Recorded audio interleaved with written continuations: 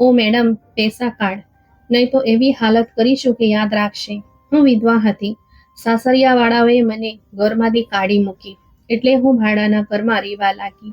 જ્યારે 2 મહિના સુધી ભાડું ના આપ્યું ત્યારે મકાન માલિકે મને રસ્તા પર પકડી લીધી.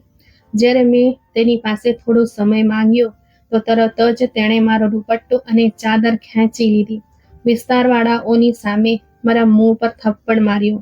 આખો મહોલ્લો તમાશો જોવા લાગ્યો. મેં જમીન પર પડેલી માટી પકડતા કહ્યું, હે ભગવાન, શું આ જમીન રડવા માટે બનાવી છે? કાં તો મારી મદદ કર અથવા મને આ માટીમાં ભેળવી દે. હજી તો રડી જ રહી હતી કે તે માણસનો. રાતના 10 વાગ્યા હતા અને હજી સુધી ઊંઘ મારી આંખોથી બહુ દૂર હતી. હું સવારમાં ઉઠી જતી હતી, પરંતુ આજે આટલી વહેલી ઉઠ્યા છતાં પણ મારી આંખો જાણે ખુલ્લી જ રહી ગઈ. જે કારણ હતું તે અત્યંત દર્દનાક હતું. એવું ન હતું કે હું બીમાર હતી કે મને કોઈ માનસિક સમસ્યાઓ હતી.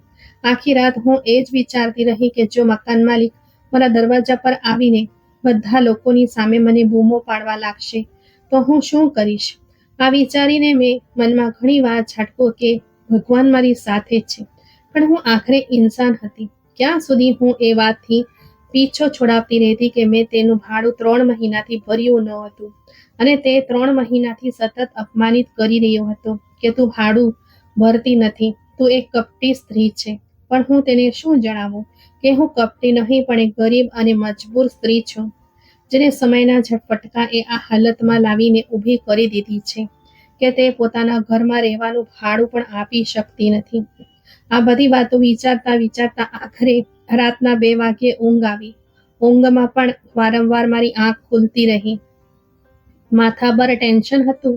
આવા સમય હું કેવી રીતે શાંતિથી રહી શકું? સવારે ઉઠીને મેં આરામથી મારા બધા કામ પૂરા કર્યા. સવારના 10 વાગી ગયા હતા. મેં નાસ્તો પણ કર્યો ન હતો. મારી પાસે ખાવા માટે કંઈ હતું જ નહીં. ખાલી પાણી પીને ગુજરાન ચલાવી રહી હતી. આ દરમિયાન મેં મારી કબાટ સાફ કરી તો મને 100 રૂપિયાની એક નોટ દેખાઈ. હું તેને લઈને બજાર ચાલી આવી કે કદાચ આનાથી મારું કોઈ કામ નીકળી આવે. પણ આ જોઈને હું દંગ રહી ગઈ કે મકાન માલિક મારા ઘર તરફ જ જઈ રહ્યો છે. તેને આ તરફ જતા જોઈને મેં વિરુદ્ધ દિશામાં ઝડપથી ચાલવાનું શરૂ કરી દીધું. પણ તે બહુ જ કપટી માણસ હતો, અથવા કદાચ તેની નજર તેજ હતી. તેણે મને જોઈ લીધી અને તરત જ મારી પાછળ આવ્યો અને મને કહેવા લાગ્યો, ક્યાં ભાગી રહી છો? તને ખબર છે કે આજે 3 તારીખ થઈ ગઈ છે અને તે હજી સુધી મારા ઘરનું ભાડું આપ્યું નથી?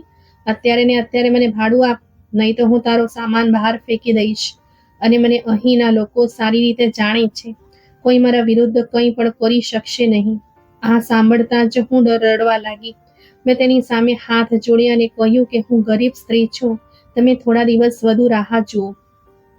હું મારા માટે કોઈને કોઈ વ્યવસ્થા કરી લઈશ. તે પછી હું તમારું ભાડું પણ આપી દઈશ. પરંતુ તે માણસ તૈયાર જ ન હતો. તેણે ગુસ્સાથી મારી સામે જોયો. તેણે મારા પર દયા ના ખાધી અને એકદમ આગળ વધીને મારો સ્કાર્ફ જોરથી ખેંચ્યો કે સ્કાર્ફમાં લાગેલી પિન મારા ગળામાં ખૂંચી ગઈ. દર્દના મારી ચીસ નીકળી ગઈ. મેં ફાટી આંખોથી મકાન માલિક તરફ જોયું. તેણે મારા માથા પરથી મારી ચાદર ખેંચીને મારા પગમાં નાખી દીધી. હું તરત જ મારો સ્કાર્ફ લેવા ઝૂકી તો તેણે તેના પર પોતાનો પગ મૂકી દીધો અને જેવો હું ઊભી થઈને તેને જોવા લાગી તો તેણે વિસ્તારના લોકો સામે મને જોરદાર થપ્પડ મારી દીધી. આનાથી વધારે અપમાન બીજું શું હોઈ શકે જે મકાન માલિકે મારા નામે કરી હતી? હું તરત જ મારું માથું છુપાવવા લાગી. મને બહુ રડવું આવતું હતું કે આ મારી સાથે શું થઈ રહ્યું છે. આટલી બધી અવમાનના તો મેં મારી જિંદગીમાં ક્યારેય સહન નહોતી કરી. મારા હૃદયમાંથી શાપ નીકળી અને આકાશ સુધી પહોંચી ગઈ. ત્યારબાદ જે દૃશ્ય હતું તે ત્યાં ઉભેલા વિસ્તારના દરેક લોકોએ જોયું હતું. એ જ વ્યક્તિ જેણે મને આખા વિસ્તાર સામે અપમાનિત કરી, મારો મજાક બનાવ્યો, હવે તે પોતે મજાક બની ગયો હતો. મને ભગવાનના ન્યાય પર વિશ્વાસ હતો કે ભગવાન પોતાના ભક્તોને ક્યારેય એકલા નથી છોડતો અને મુશ્કેલીના સમયે તો ખાસ કરીને તેમનો હાથ પકડી રાખે છે. મારી સાથે પણ આ જ બધું થયું. મેં મારું માથું તો છુપાવી લીધું, પરંતુ મારું મન અપમાન અને અપમાનનો બદલો ભગવાનને તેનાથી લીધો, અને ફક્ત હું જ નહીં પણ ત્યાં ઉભેલો દરેક વ્યક્તિ આ દૃશ્ય પોતાની આંખોથી જોઈ ચૂક્યો હતો. હું ત્યાં જ હાથ જોડીને ભગવાન સામે ઊભી રહી ગઈ, કારણ કે મારા ભગવાને મારા પક્ષમાં નિર્ણય કર્યો અને મને ન્યાય મળ્યો. હું જેટલો આભાર માનું તેટલો ઓછો હતો. જ્યારે આ દૃશ્ય એટલું ભયાનક હતું કે મારા પોતાના પગ નીચેથી જમીન સરકી ગઈ. પરંતુ મને આ વાત પર વિશ્વાસ થઈ ગયો કે ભગવાન ધારે તો તે બધું જ કરી શકે છે. હું ત્યાં બેસીને રડવા લાગી અને મારો ભૂતકાળ યાદ આવવા લાગ્યો. થોડા વર્ષો પહેલા આવી જ અવમાનના અને બદનામી મારા નામે લખાઈ ગઈ હતી અને હું કંઈ પણ કરી શકી નહોતી. મારું નામ કૃપાલી છે અને આ મારી દુઃખભરી કહાણી છે. હું મારા માતા પિતાની સૌથી મોટી દીકરી હતી. મારાથી નાની 2 બહેનો અને 1 ભાઈ છે. માતા પિતા શ્રીમંત પરિવારના હતા. પૈસાની ભરમાર જોઈ હતી. ક્યારેય કોઈ તંગી અનુભવી નહોતી. પરંતુ પછી જિંદગીએ એવી પરિસ્થિતિમાં લાવીને ઊભી કરી દીધી જેણે મારી બધી તાકાત ખતમ કરી દીધી અને હું કંઈ પણ ન કરી શકી. ઘરના સંજોગો સારા હતા, પરંતુ પછી અમારા ઘરમાં બનેલી એક દુર્ઘટનાએ અમારી બધી ખુશીઓ છીનવી લીધી. હું ભાઈ બહેનોમાં મોટી હતી, એટલે બધી જવાબદારી મારા પર આવી પડી. ઘરના રસોડામાં પિતાજી ગેસનો પાઇપ ઠીક કરી રહ્યા હતા કે ગેસ લીક થઈ ગયો અને અચાનક જોરદાર ધડાકો થયો. પિતાનું ત્યાં જ ઘટના સ્થળે મૃત્યુ થયું અને અમે નાની ઉંમરે જ અનાથ થઈ ગયા. પિતાએ અમને ખૂબ પ્રેમથી ઉછેર્યા હતા. ક્યારેય કોઈ વસ્તુની કમી મહેસૂસ થવા દીધી નહોતી. અમે પણ તેમની પાસે દરેક પ્રકારની ફરમાઈશ કરતા. ક્યારેક તો એવું થતું કે જે વસ્તુ અમે વિચારીએ તે અમારી સામે લાવીને મૂકી દેતા. અમારો અને અમારા પિતાજીનો સંબંધ ખૂબ પ્રેમભર્યો હતો. મને આ સંબંધ પર ખૂબ ગર્વ હતો. હું અવારનવાર છોકરીઓને જોતી હતી કે તેમની તેમના પિતાજી સાથે બિલકુલ મિત્રતા નહોતી અને તેઓ તેમના પ્રેમ માટે તરસતી રહેતી હતી. પરંતુ મારા પપ્પા સાવ અલગ હતા. હસમુખી, મિત્રતાપૂર્વક અને પ્રેમાળ માણસ હતા. તેમણે અમને ક્યારેય કોઈ વસ્તુની કમી મહેસૂસ થવા દીધી નહોતી, બલકે પ્રેમ પણ છલકાવીને આપ્યો હતો. માં પણ અમને પ્રેમ કરતી હતી, પરંતુ અમારી જિંદગીમાં પિતાજીનું જે પાત્ર હતું તે માનું નહોતું. પિતાજીનો વિયોગે એ મારા પર ઊંડો પ્રભાવ પાડ્યો. માં પણ ખૂબ બીમાર પડી ગયા. પિતાજી માને પણ પ્રેમ કરતા હતા અને તેમનું દરેક રીતે ધ્યાન રાખતા હતા. તે આ વાતને ખૂબ માનતા હતા કે પત્નીઓને તેમના હક આપવાની સાથે સાથે તેમને પ્રેમ પણ આપવો જોઈએ, જેથી તે તમારી પેઢી વધારવા માટે તમારી સાથે ઊભી રહે. માં સાથે પણ આ જ બધો મામલો હતો. જલ્દી જ માં પણ બીમાર થઈ ગઈ. તે સમયે હું નાની ઉંમરની જ હતી. તેમણે મને કહ્યું, કૃપાલી, જો મને કંઈક થઈ જાય તો બાકીના ભાઈ બહેનોની બધી જવાબદારી તારી છે. હું તડપીને રહી ગઈ. તેમને કહ્યું કે હજી તો પિતાજીના જવાનું દુઃખ તાજું છે. તમે આ કેવી વાતો કરી રહ્યા છો? મેં તેમને ગળે લગાડી લીધા અને તેમને કહ્યું કે તમે આવી વાતો ન કરો. મારું હૃદય દુખે છે, પણ તે સાચું કહેતી હતી. જે દિવસે તેમણે મને આ વાત કહી તે જ દિવસે તે અવસાન પામ્યા અને હું આ દુનિયામાં એકલી રહી ગઈ. પિતાજી જ્યાં સુધી હતા ત્યાં સુધી પૈસા હતા અને જ્યારે પિતાજી જતા રહ્યા તો બધું તેમની સાથે જ જતું રહ્યું. જ્યારે પિતાએ અમારા માટે જમાપુંજી છોડી હતી, વિસ્તારમાં અમારી 2-3 દુકાનો હતી જેનું ભાડું આવતું તો અમે આરામથી બેસીને ખાઈ શકતા હતા. પરંતુ હવે મને મારા ભાઈ બહેનોની ચિંતા હતી. મેં ઘરમાં ટ્યુશન ભણાવવાનું શરૂ કર્યું અને સાથે સાથે મારો અભ્યાસ ચાલુ રાખ્યો. હું પ્રાઇવેટ ભણતી હતી અને ટ્યુશનના ખર્ચમાંથી મારા ભણતરનો ખર્ચ પણ ઉપાડતી હતી અને પિતાજીની દુકાનમાંથી આવતા ભાડામાંથી ઘરનો ખર્ચ ચાલતો હતો. ભાઈ બહેન પણ ભણી રહ્યા હતા, પરંતુ મા પપ્પાના જવાથી જે તકલીફ અમારા જીવનમાં પેદા થઈ તે ભરી શકાય નહીં. મને દરેક ક્ષણે તેમની યાદ આવતી રહેતી અને સાથે જ તેમનું આ વાક્ય મારા કાનમાં ગૂંજતું કે કૃપાલી, હવે તારા ભાઈ બહેનોની જવાબદારી તારા પર છે અને તારે તેમને બિલકુલ એકલા છોડવાના નથી. માએ સિલાઈ અને ભરત કામનું કામ પણ શીખવ્યું હતું અને આ હુનર આજે કામ આવી રહ્યું હતું. નાની બહેનને ભણી ગણીને ગ્રેજ્યુએશન કરી લીધું તો આ દરમિયાન તેનો એક સારા ઘરમાં સંબંધ નક્કી થઈ ગયો. મેં તરત જ તેના લગ્ન માટે પૈસા ભેગા કરવાનું શરૂ કરી દીધું અને તેના લગ્ન કરાવી દીધા. હું તે સમયે યુવાન થઈ ચૂકી હતી. લોકોએ ખૂબ વાતો કરી કે પહેલા તારે તારા લગ્ન કરવા જોઈએ, પરંતુ હું તેમને શું જણાવતી કે માં મારા પર આ જવાબદારી આપી ગઈ છે અને હું તેને દરેક હાલતમાં નિભાવીશ. આમ મારી એક બહેન પોતાના ઘરની થઈ ગઈ. જલ્દી જ બીજી બહેનનો પણ સંબંધ નક્કી થઈ ગયો. ભાઈ પણ ભણી ગળીને એક સારી નોકરી પર લાગી ગયો. તો મારા ભાઈ બહેનોએ મને કહ્યું કે દીદી, હવે બસ, તમે કામ ન કરો. મારી ભણતર પણ ધીમે ધીમે પૂરું થઈ રહ્યું હતું. થોડા જ દિવસોમાં મેં મારા બંને ભાઈ બહેનોના લગ્ન કરાવી દીધા. ભાભીના આવતા જ મામલો થોડો અલગ થઈ ગયો. ભાઈએ પોતાની પસંદથી લગ્ન કર્યા હતા, એટલે ભાભીનો વ્યવહાર મારી સાથે અવારનવાર એવો થતો જાણે કે હું કોઈ અછૂત હોઉં. જો કે આ બધા લોકોને પોતાના ઘરોનું કરવા માટે હું આખી રાત મોડે સુધી જાગીને કામ કરતી, ઘરને સંભાળતી અને ભણતર પણ કરતી. મેં પણ મારા ભાઈ બહેનો પર કોઈ બોજ નહોતો નાખ્યો. માની વાતને પોતાના આંચળથી એટલી કસાઈને બાંધી લીધી કે પછી તેને ક્યારેય છોડી નહીં અને પોતાની ખુશીઓને તેમના પર સમર્પિત કરી દીધી. ક્યારેક મને લાગતું કે વિસ્તારવાળા સાચું જ કહેતા હતા. જો મેં સ્વાર્થી બનીને મારું વિચાર્યું હોત તો હું આજે એક બહુ સારી જિંદગી પસાર કરી રહી હોત. મારી ઉંમર ઘણી થઈ ચૂકી હતી. જો કે આ કોઈ બહુ વધારે ઉંમર તો ન હતી, પણ આ કેટલાક વર્ષોમાં મને એવું લાગતું હતું કે જાણે મેં ઘણા વર્ષોનો અનુભવ મેળવી લીધો છે. ભાભીનું વર્તન જોઈને મને સખત રીતે આ વાતનો અહેસાસ થતો કે કાશ મેં મારા વિશે વિચાર્યું હોત. પણ પછી મેં મારી જીભ પર તાળું મારી દીધું. હું મારા ભાઈનું ઘર કોઈ પણ સંજોગોમાં ખરાબ કરવા નહોતી માંગતી. હું હંમેશા તેને ખુશ જોવા માંગતી હતી, પરંતુ કદાચ તેને પોતાની બહેન પર દયા ન આવી. તે પોતાની પત્નીનો ગુલામ બની ગયો. મેં આખા 3 વર્ષ તેની પત્નીની સેવા કરી, તેના બાળકોને ઉછેરવામાં તેની મદદ કરી, પરંતુ આ લોકો અનુપકારી સાબિત થયા અને મને દર વખતે એક બિનજરૂરી વસ્તુની જેમ બાજુ પર મૂકી દેતા. મારાથી આ બધું સહન નહોતું થતું. હવે દરેક વસ્તુ મારી હદ બહાર થવા લાગી. મારી બહેનોએ પણ પોતાની જિંદગીમાં પોતાને એટલી વ્યસ્ત કરી લીધી કે તેમને મારી ચિંતા ન હતી. ના તેમને એ ખ્યાલ આવતો કે મોટી બહેનના પણ હવે લગ્ન કરી દેવા જોઈએ. હું મારા મોઢેથી મારા સંબંધની વાત કેવી રીતે કરું?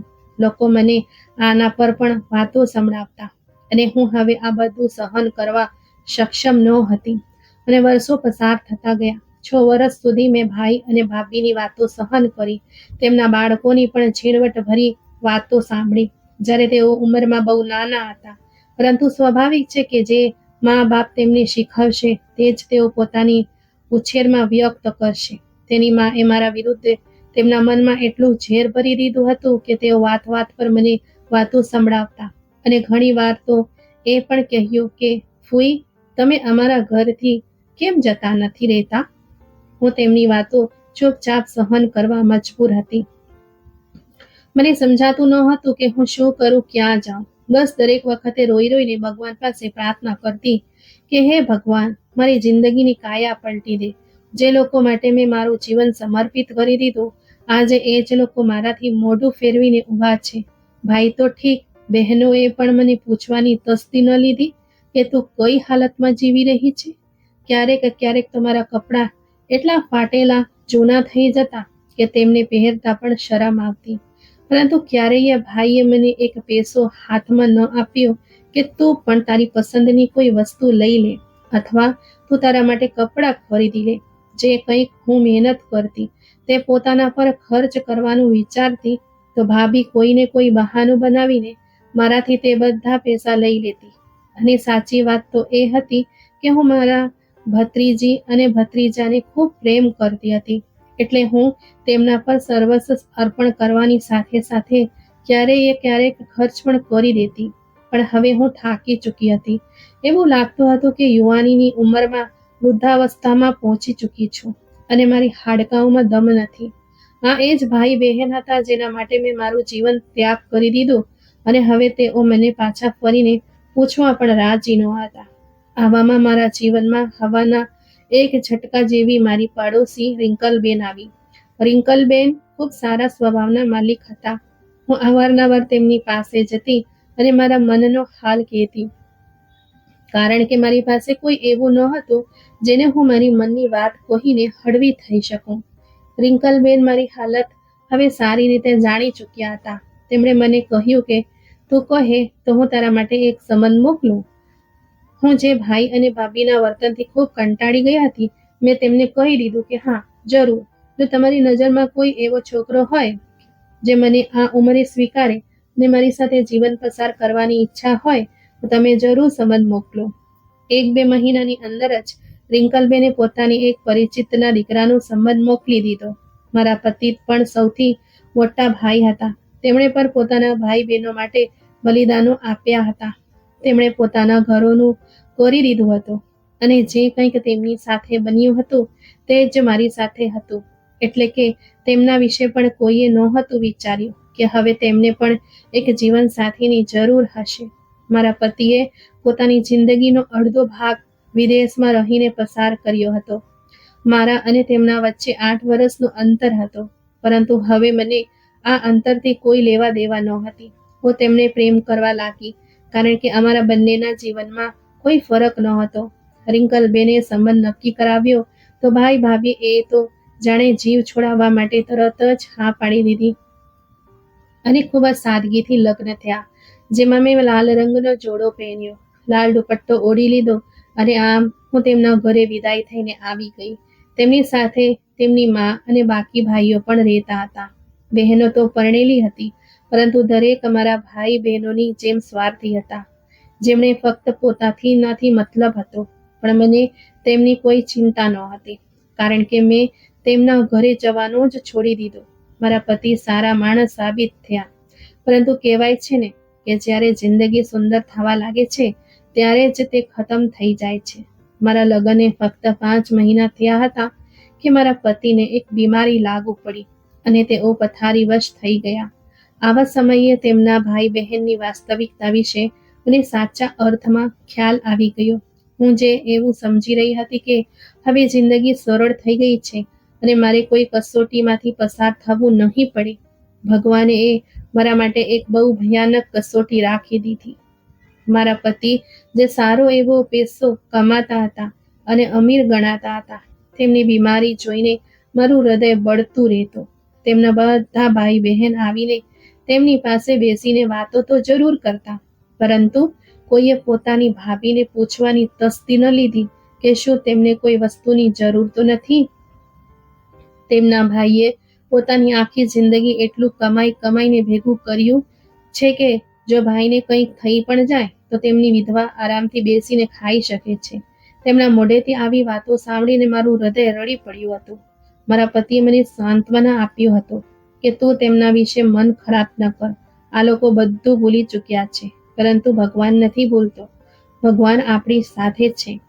હું તેમનો જુસ્સો જોઈને દંગ રહી જતી કે કેટલા ઊંચા જુસ્સાવાળા માણસ હતા, અને હું તો બિલકુલ તૂટીને વિખેરાઈ ગઈ. મારા પિયરમાંથી પણ કોઈ ન આવ્યો કે મારા પતિની ખબર પૂછે. મને ખૂબ દુઃખ થતું. ધીમે ધીમે મેં મારા પતિની એટલી સેવા કરી કે તેઓ ચાલવા ફરવા લાયક થઈ ગયા, પરંતુ હજી પણ તેઓ નબળા હતા અને તેઓ કામ પર જઈ શકતા નહોતા. પરંતુ તેમનો બિઝનેસ જે તેમણે બીજા માણસને સંભાળવા આપ્યો હતો, તેમાં તેણે બેદરકારી કરી અને મારા પતિનું લાખોનું નુકસાન થઈ ગયું. આ તેમના માટે એક બહુ મોટો આઘાત હતો. હવે તેઓ અવારનવાર ચૂપ રહેવા લાગ્યા. જોકે તેઓ મારા બધા હક પૂરા કરતા અને ખર્ચ માટે પૈસા પણ આપતા. તેમણે ફરીથી બિઝનેસ સંભાળી લીધો તો એકવાર ફરીથી તેમના ભાઈ બહેનોનું આવન જાવન શરૂ થઈ ગયું અને તેઓ તેમની સેવા કરવા લાગતા. પરંતુ હવે તેઓ સારી રીતે જાણી ચૂક્યા હતા કે આ બધા સંબંધો ફક્ત ધોખા છે અને કંઈ પણ નથી, અને ફક્ત પોતાના મતલબ પર તેમની રાહ જુએ છે. આ સિવાય બીજો કોઈ ઉદ્દેશ્ય નથી. મેં મારા પતિને સારી રીતે સમજાવી દીધું હતું કે માણસ એક જ સાપથી વારંવાર ડસાતો નથી. જેમ મેં મારા ભાઈ બહેનોને તેમના હાલ પર છોડી દીધા છે, તમે પણ તેમને તેમના હાલ પર છોડી દો. ફરીથી તેમની વાતોમાં ન આવશો. મારા પતિએ આ વાત સમજી લીધી અને અમે બંને ફરીથી અમારી જિંદગીની ગાડી ખેંચવા લાગ્યા. મારા લગ્નને 2 વર્ષ થઈ ચૂક્યા હતા અને સંતાન નહોતું. અહીં પણ સાસરિયાવાળાઓએ શાંતિથી જીવવા ન દીધું અને એક જ વાત કરતા રહેતા કે મોટી ઉંમરની સ્ત્રી સાથે લગ્ન કરવાનો આ જ ગેરલાભ થાય છે, બાળકો થતા નથી. હું તેમની આ વાતો સાંભળી તો મારા હૃદય પર જાણે કોઈ છરીઓ ચલાવતું અને હું રડી પડતી. આવા સમયે મારા પતિ આગળ વધીને મને સાંત્વના આપતા કહેતા કે ભગવાનની આ વાતમાં પણ કોઈ યોજના હશે જેને આપણે સમજી શકતા નથી. જો તે આપણને સંતાન આપવા નથી માંગતો તો આપણે તેની સાથે લડી ઝઘડીને લઈ શકતા નથી. આ બધું ભગવાનની ઈચ્છા મુજબ છે અને આપણે તેના આગળ માથું નમાવવાનું છે. હું તેમનું ધૈર્ય જોઈને ક્યારેક આશ્ચર્યચકિત થઈ જતી તો તેઓ મને કહેતા કે સંબંધોએ એટલું ઢસ્યું છે કે જેના કારણે તેઓ ધૈર્ય રાખતા શીખી ગયા છે અને મને પણ ધૈર્ય રાખવાનું કહેતા. દિવસો પસાર થવા લાગ્યા.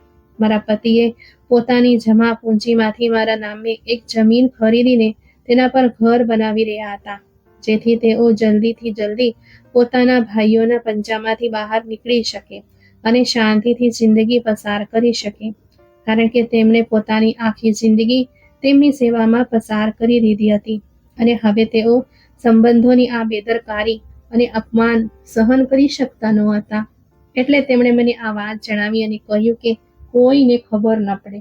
હું ખુશ હતી કે ચાલો હવે જિંદગી શાંતિથી પસાર થશે, પરંતુ મને શું ખબર હતી કે જિંદગી મારા માટે એક એવા વળાંક પર ઊભી છે જેના આગળ કૂવો અને પાછળ ખાઈ છે. મારા પતિ કોઈ કામથી ઘરની બહાર ગયા હતા અને જ્યારે તેઓ પાછા આવી રહ્યા હતા ત્યારે એક ગાડીએ તેમને ટક્કર મારી. તેઓ ઘટના સ્થળે જ અવસાન પામ્યા. મને ખૂબ આઘાત લાગ્યો અને ઘણા દિવસો સુધી તો હું આઘાતની હાલતમાં બેસી રહી, પરંતુ જલ્દી જ મને આ સચ્ચાઈનો ખુલાસો થઈ ગયો કે સાસરિયામાં અમારા વિરુદ્ધ ષડયંત્ર ચાલી રહ્યા છે અને મારા પતિના ભાઈઓને તેમની બધી સંપત્તિ જશે અને તેમની વિધવાને કોઈ પણ નહીં મળે. આ સાંભળીને હું શું જવાબ આપું? મને તો બસ મારા પતિની વિરહ વ્યથા આપી રહ્યો હતો. મારી બહેનો આવી મને દિલાસો આપ્યો અને પાછી ચાલી ગઈ. તેમને એ ન થયું કે અમારી વિધવા બહેન ક્યાં જશે. તેમને તો એવું લાગતું હતું કે કદાચ મારા સાસરિયાવાળા ખૂબ સારા છે, પરંતુ તેમની વાસ્તવિકતા તો ફક્ત મને જ ખબર હતી. હવે હું દરેક વખતે આ જ વિચારમાં રહેતી કે મારી સાથે શું થશે અને હું કેવી રીતે મારી બાકીની જિંદગી પસાર કરીશ. પતિના અવસાનના 3 દિવસ પછી જ એક બીજો ખુલાસો થયો કે હવે હું એકલી નથી અને હું ગર્ભવતી છું. આ સમાચાર સાંભળીને મને સમજ ન આવ્યું કે હું ખુશીથી હસું કે પછી ધ્રુસકે ધ્રુસકે રડું. મને ખુશીના સમાચાર આવા સમયે મળ્યા હતા કે હું ન તો બરાબર ખુશ થઈ શકતી હતી કે ન તો મારું દુઃખ જણાવી શકતી હતી. જિંદગી એક એવા વળાંક પર આવીને ઊભી રહી ગઈ હતી જ્યાં હું ખાલી હાથે રહી ગઈ હતી. મેં આ સમાચાર મળતા જ મારા સાસરિયાવાળાઓને જણાવ્યું કે હું મા બનવાની છું અને તમારા ભાઈના બાળકને જન્મ આપવાની છું. મને લાગ્યું હતું કે આ સમાચાર સાંભળતા જ તેમનો મારી સાથેનું વર્તન ઠીક થઈ જશે, પરંતુ હું બિલકુલ ખોટી હતી. તેમને આ ચિંતા થઈ ગઈ કે જો તેમના ભાઈના બાળકે મોટો થઈને સંપત્તિ પર પોતાનો દાવો સાબિત કરી દીધો તો શું થશે. આ દૃષ્ટિકોણથી મેં બિલકુલ નહોતું વિચાર્યું, કારણ કે મારી નિયત સાફ હતી અને સ્વાભાવિક છે કે જો મારું વારસ મારા પતિના જીવનમાં જન્મ્યો હોત તો પછી બધી સંપત્તિ પણ તેની જ હોત. પરંતુ આ સમયે મને સંપત્તિની ચિંતા ન હતી. આ સમયે તો મને છત મળવાના પણ ફાંફા પડી રહ્યા હતા કે જો તેમણે મને ઘરથી કાઢી મૂકી તો હું શું કરીશ. અને મારો તેમના વિશેનો વિચાર બિલકુલ સાચો હતો. તેમણે આ સમાચાર સાંભળતા જ અંદર મીટિંગ કરવાનું શરૂ કરી દીધું અને બધા ભાઈ બહેનોના નિર્ણયથી એવું નક્કી થઈ ગયું કે તેઓ પોતાના ભાઈની વિધવાને આ ઘરમાંથી કાઢીને જ રહેશે. મને તેમની આ વાત ખબર પડી ગઈ હતી. મેં તેમની સામે આજીજી કરવાનું શરૂ કરી દીધું કે તેઓ મને સાસરીમાંથી ન કાઢે. વિધવા થઈ ગઈ છું તો તેનો એ મતલબ નથી કે પતિ સાથેનો સંબંધ જ ખતમ થઈ ગયો છે. હું આજે પણ તેની જ વિધવા કહેવાય છું, જેનો મતલબ છે કે તેમની સાથે મારો સંબંધ બાકી છે. તેમના અવસાનથી મારો સંબંધ ખતમ નથી થઈ ગયો. અને હવે તો હું એક બાળકની મા પણ બનવાની છું. પરંતુ તેમણે મારી એક ન સાંભળી અને મારા પતિના અવસાનના બરાબર 1 અઠવાડિયા પછી તેમણે મને ઘરની બહાર કાઢી મૂકી. હું ખૂબ દુઃખી થઈ. મારું કોઈ ઠેકાણું નહોતું. છતાં પણ મેં હિંમત કરીને ભાઈ ભાભીના દરવાજા પર આવાજ આપ્યો તો ભાભીએ દરવાજો ખોલ્યો અને મને જોતા જ ગુસ્સે થઈ ગઈ. કહેવા લાગી, તું પોતે તો બરબાદ થઈ ગઈ છે, હવે અહીં શું લેવા આવી છે? શરૂઆતથી જ તારા નસીબ ખરાબ છે. લગ્ન પણ મોટી ઉંમરે કર્યા અને હવે વિધવા પણ થઈને આવી ગઈ છો. આવા સમયે અમે શું કરી શકીએ? એક દિવસ બસ તેમના ઘરે રોકાઈ શકી અને મારા મન પર વધુ ઘા સહન ન કરી શકી. મને તો મારા ભાઈ પર અફસોસ થતો કે તે તો મારો ભાઈ હતો. ભાભી તો પારકી હતી, તે તો મારો પોતાનો હતો ને. તેણે પણ મને રાખવાનું સ્વીકાર્યું નહીં, બલકે પોતાની પત્નીનો સાથ આપ્યો. વળી મેં મારી જિંદગીના 7 વર્ષ તેમની સેવા કરીને પસાર કર્યા હતા અને તે વર્ષોનો તો કોઈ હિસાબ જ ન હતો જે મેં તેમના માટે આટલી મહેનત કરી. તેમને ભણાવ્યા, લખાવ્યા ને મારી આખી જુવાની તેમના પાછળ લગાડી દીધી હતી અને હવે જ્યારે મને તેમના સહકારની જરૂર હતી તો તેમણે મને સાફ સાફ કહી દીધું કે તેઓ મારી જવાબદારી નહીં ઉપાડી શકે. હું ખૂબ જ દુઃખી થઈ ગઈ. મારા પતિએ સારા સમયમાં કેટલાક પૈસા જમા કરીને રાખ્યા હતા, તે જ પૈસા મારા કામ આવી રહ્યા હતા. જિંદગીએ એટલા દુઃખ આપ્યા હતા કે હું બધું જ ભૂલી ચૂકી હતી. શું સિલાઈ, શું ભરતકામ, કંઈ જ યાદ નહોતું.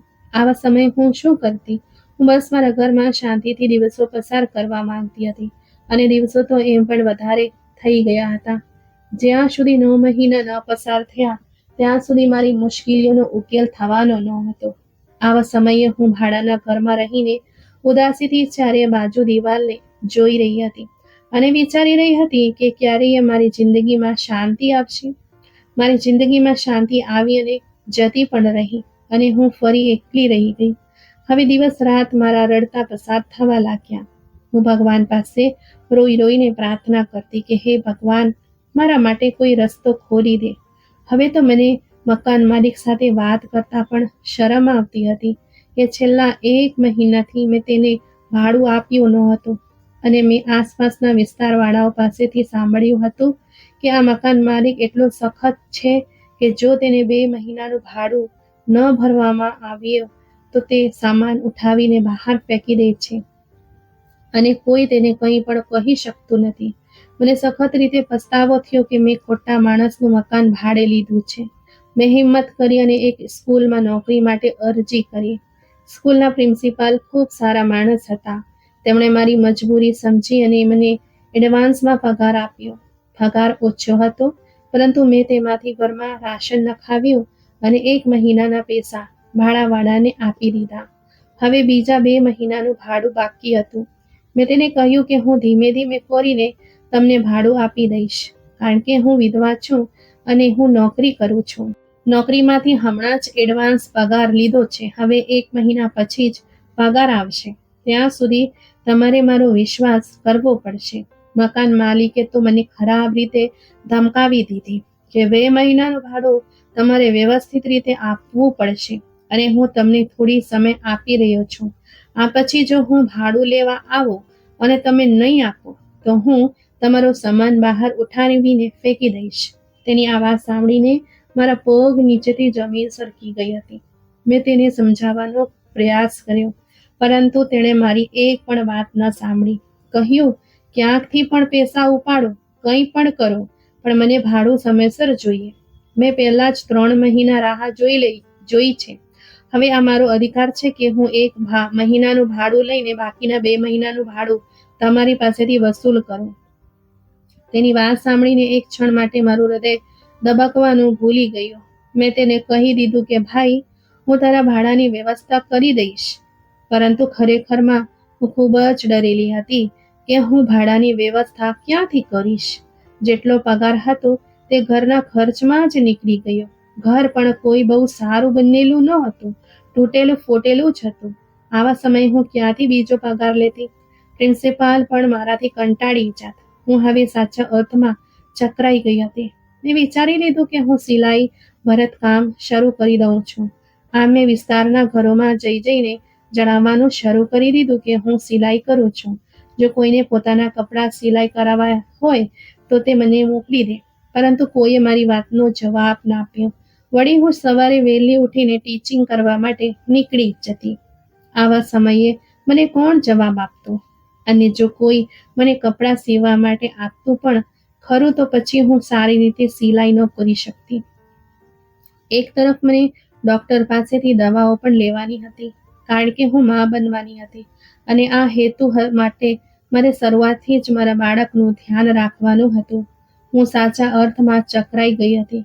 ક્યારેક મને સખત રીતે રડવાનું આવતું કે હે ભગવાન, તે મારા પતિને મારી પાસેથી તે સમય છીનવી લીધા જ્યારે મને તેની સૌથી વધુ જરૂર હતી.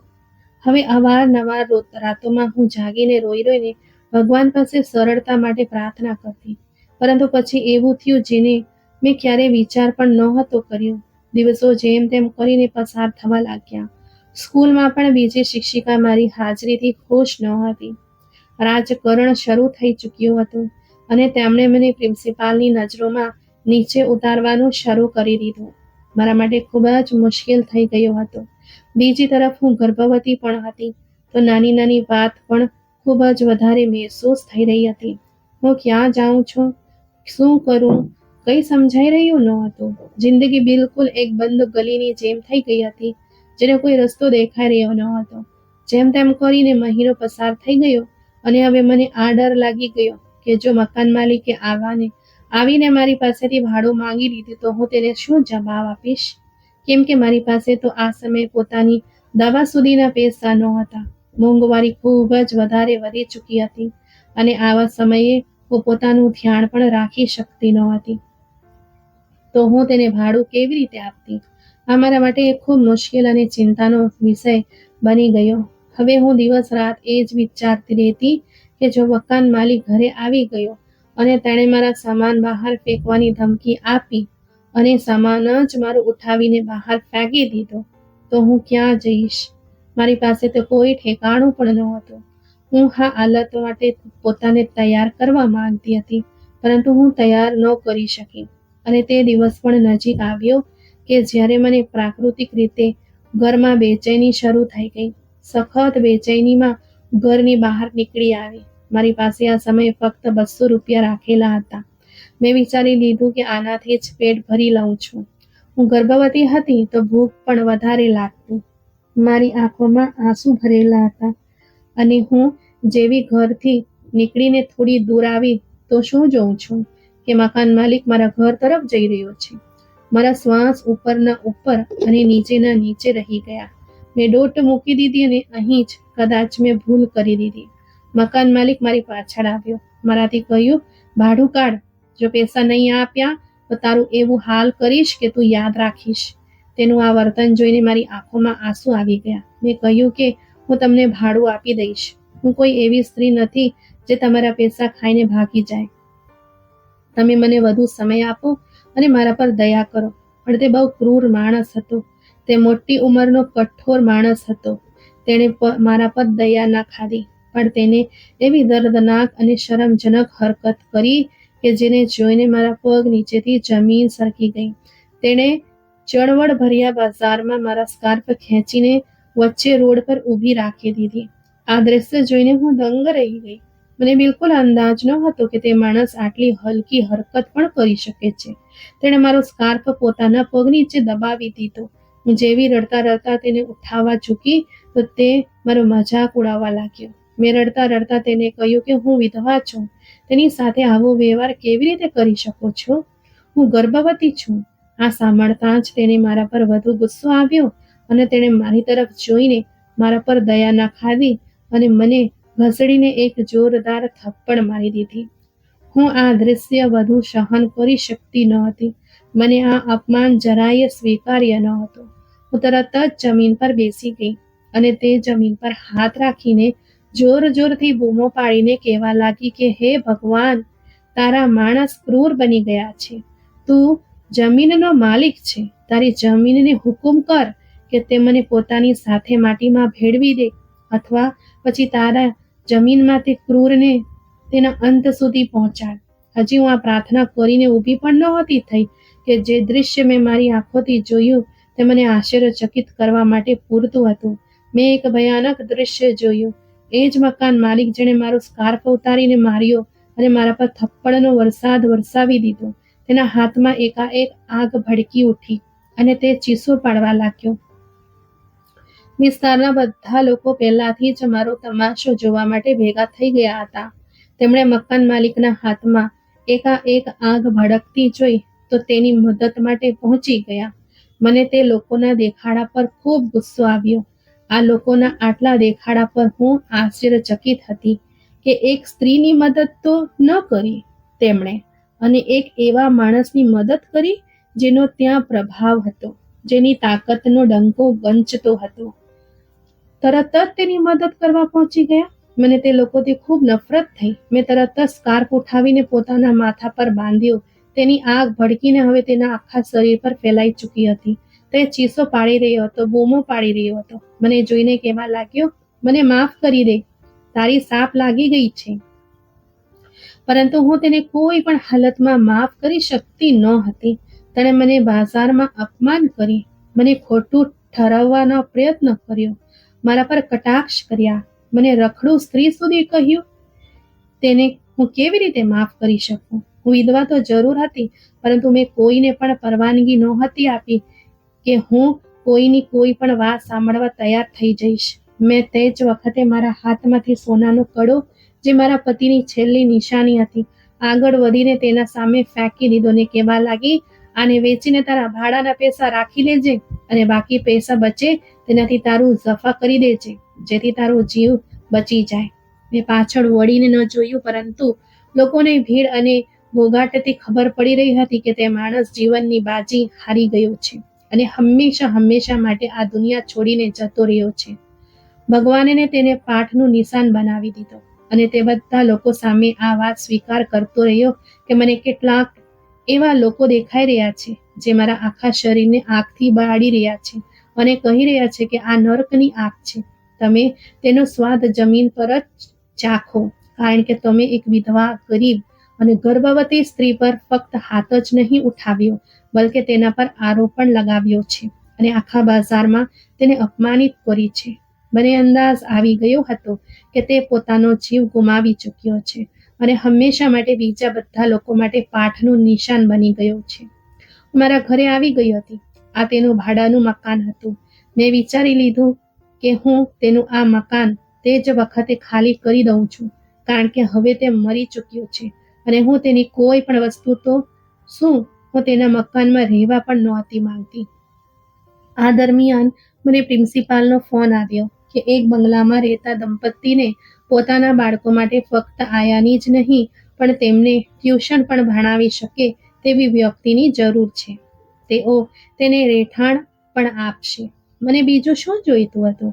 મેં તરત જ ત્યાં અરજી કરી દીધી અને સ્કૂલની નોકરી છોડી દીધી. પ્રિન્સિપાલ પણ આ જ ઈચ્છતી હતી, એટલે તેમણે મને બીજી નોકરી જણાવી હતી. ત્યાં જઈને હું નોકરી કરવા લાગી. ત્યાં તેમણે મને એક રૂમનો નાનો ઘર આપ્યો હતો, જે તેમના બંગલાની સાથે જ બનેલો હતો. હવે મને કોઈ મુશ્કેલી નથી પડતી. તેમના 2 નાના બાળકો હતા. હું તેમને દરરોજ ભણાવતી અને તેમને સારી શિખામણ આપતી. મને આજે પણ તે બધી વાતો યાદ આવે છે તો રૂવાણા ઊભા થઈ જાય છે. પણ તે સમયે મેં તેને હૃદયથી સાપ આપી હતી, કારણ કે ક્રૂર લોકો એવા હોય છે કે જે તેના માટે મારી પાસે કોઈ માફી નહોતી. મારા પિયરના લોકો સાથે કોઈ સંબંધ નહોતો રહ્યો. સાસરિયા વાળાઓ તો આંખો બંધ કરી લીધી હતી. મેં તેમના પર એમ પણ આશા છોડી દીધી હતી. પણ પછી તે મકાન માલિકે મારી સાથે જે કર્યું તે મારી સહન શક્તિ બહાર હતું. એટલે મેં તેને સાપ આપી અને તે તરત જ મારી સાપની ચપેટમાં આવી ગયો, ભગવાનની પકડમાં આવી ગયો. ત્યારે પણ મારા મનમાં તેના માટે દયા ન આવી, કારણ કે તેણે જે શરમજનક હરકત કરી હતી તે સહન બહાર હતી. દિવસો પસાર થવા લાગ્યા. 9 મહિના પછી મારા બાળકનો જન્મ થયો. મેં એક સુંદર દીકરાને જન્મ આપ્યો અને મેં તેનું નામ મારા પિતાજીના નામ પર રાખ્યું. હવે હું એક સિંગલ પેરેન્ટ્સ બનીને તેનો ઉછેર કરી રહી છું. તેને સારા ખરાબની શીખ આપી રહી છું. હવે તે જ મારી આખી દુનિયા છે અને આ સિવાય મને જીવનમાં બીજું કંઈ જ નથી જોઈતું. હું ભગવાનની આભારી છું કે તેણે મને સંતાનનું સુખ આપ્યું. હવે આ સિવાય મને જીવનમાં બીજું કંઈ જ નથી જોઈતું. તો મિત્રો, શું દુનિયામાં સગા સંબંધો પણ એવા હોય છે જે આપણને મુશ્કેલ સમયમાં એકલા છોડી દે છે? આ વિશે તમારું શું મંતવ્ય છે? મિત્રો, કૃપા કરીને ટિપ્પણી કરીને ચોક્કસ જણાવજો અને આ વિડીયોને વધુમાં વધુ શેર પણ કરજો. અને જો ચેનલ પર નવા છો તો સબસ્ક્રાઇબ કરવા ભૂલતા નથી. આપણે ફરી મળીશું એક નવી વાર્તા સાથે.